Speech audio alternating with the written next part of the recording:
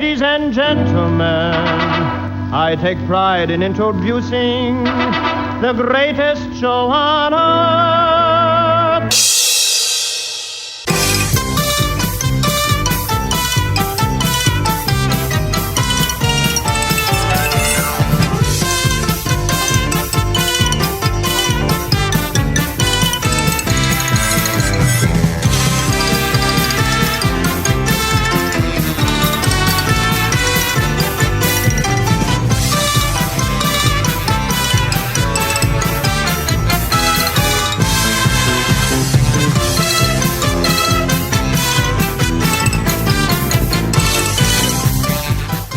Welcome to the Uncle Floyd podcast. My name is Scott Gordon. Uncle Floyd Vivino and I join up for this podcast to discuss our time with the Uncle Floyd Show, music, theater, nightclubs, carnivals, circus, amusement parks, burlesque, and all things showbiz from our combined industry experience of over 120 years through the past 7 decades. We also answer questions that are emailed to ufpodcast@sge-inc.com. You will find that address and a link to support this podcast in the episode description. Join Uncle Floyd and me, Scott Gordon, now for this episode of the Uncle Floyd Podcast. I haven't been able to eat anything solid since Friday. I had 5 teeth pulled. All bottom teeth? No, I had one up here, 2 down here, 1 up here, and 1 down here. Sort of spread out all over the place. I've got no molars to chew anything with right now. I can only bite.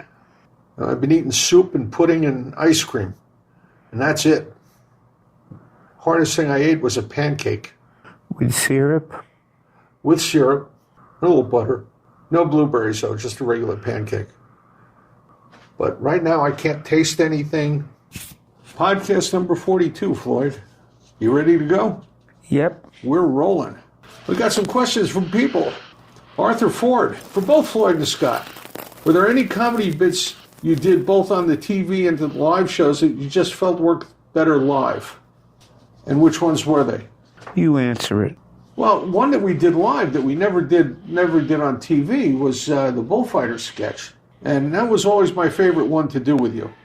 Personally, working with a live audience in front of me, I was always felt I was better every time because of the fact we got the instant feedback from the audience and the applause and the laughter. It just enhanced our timing and it gave us more energy to perform. Would you agree? Yes, 100%. Matt Sudak of Madison, Wisconsin, who listens to the podcast. Hi, Uncle Floyd. You had a CD that came out in the 90s called Uncle Floyd Live at the Cuckoo's Nest. The show had you singing and playing songs on piano, and you would keep getting interrupted by various characters like Mr. Grouch, Cowboy Charlie, and Oogie too, who wanted to sing their own song. What I'm wondering is how you were able to be both characters and yourself in a live setting like that. It's called make-believe. It was also, not to give away too much, that was not a live setting. That was actually a studio album, correct? Right. And the audience was added in later. It was good production. It was a lot of fun to listen to. This is from John and Mary Gregg of Spring Lake Heights, New Jersey. Do you think today's political temperament would have been a problem for the show if it was airing today? No, not at all.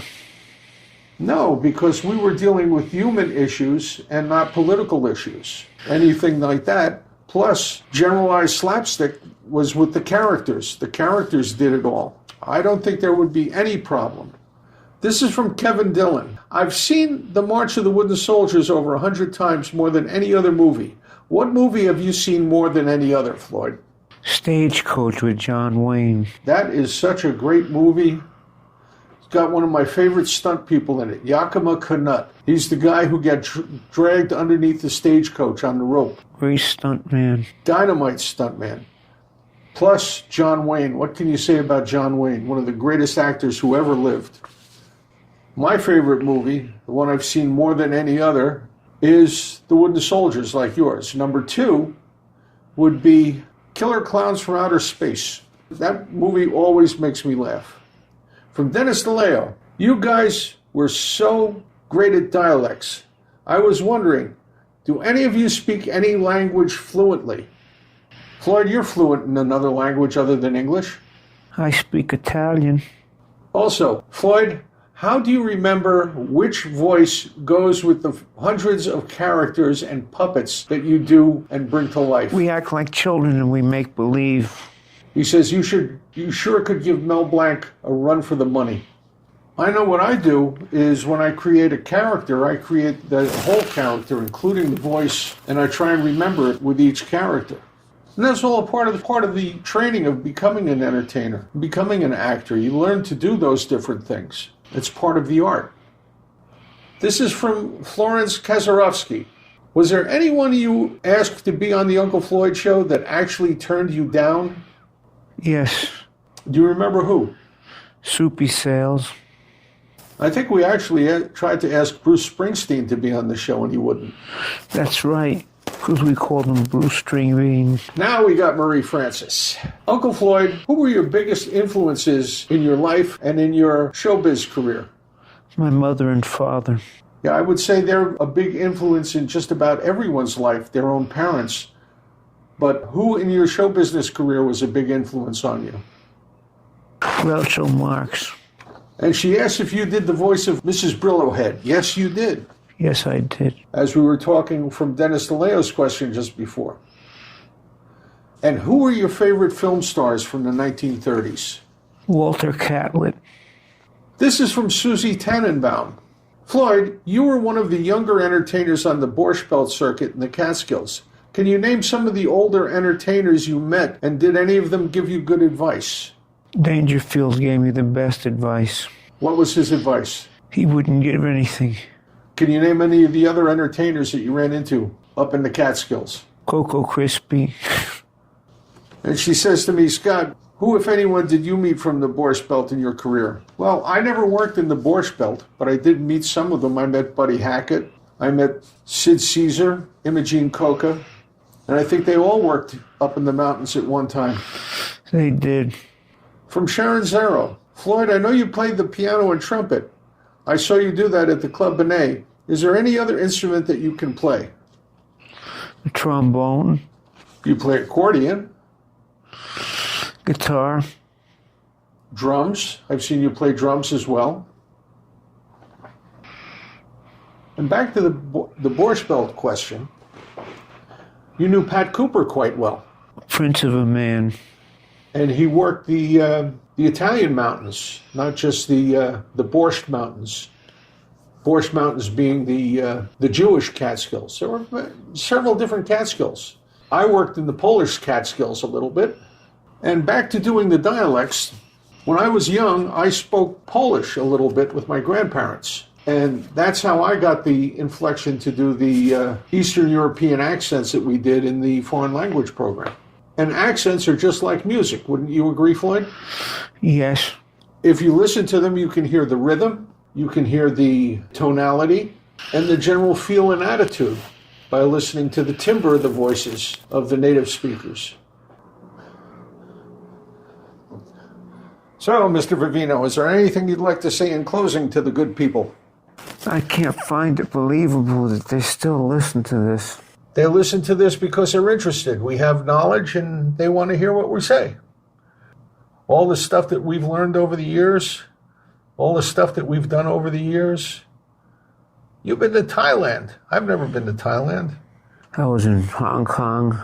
You were in Hong Kong? Closest I've ever been to anywhere is England. I was over there for a wedding. 3 days. I came home. Didn't get to see anything interesting. Well, other than a wedding. So that's it for episode number 42 of the Uncle Floyd podcast. And we thank you all for tuning in and finding us, Scott Gordon and me, Floyd Vivino. And send us questions. We like to get questions from you. We like to be able to answer them. And you can send those questions to ufpodcast@sge-inc.com. That's ufpodcast@sge-inc.com. I print them out, I bring them over here, and we answer them up for you. And if you'd like to see our Tuesday night thing, every Tuesday night at 8, we have a date. Just go to theunclefloydshow.tv. That's theunclefloydshow.tv. And you get all the information you need right there. So we'll see you next time. Say good night, Floyd. Good night, everybody, and thanks again. Thanks a million thanks to you. Tuesday at 8, we have a date. Tuesday at 8, we have a date for This Was the Uncle Floyd Show. And keep your eye on the podcast subscription, and you'll know when the next one of these comes up. They'll let you know. And if you want to tell your friends how to get here, just tell them to go to unclefloyd.podbean.com. That's podbean.com. And if you want to send us an email with a question, just send it to ufpodcast@sge-inc.com. And it gets right to me, and I bring it over here, read to Floyd. We answer your questions about the show or anything about show business. Any part of show business, we'll be glad to answer. Very good. All right. So, see everybody next time. At Tuesday, we have a date. This program was produced in the studios of Scott Gordon Enterprises, Incorporated in Paramus, New Jersey.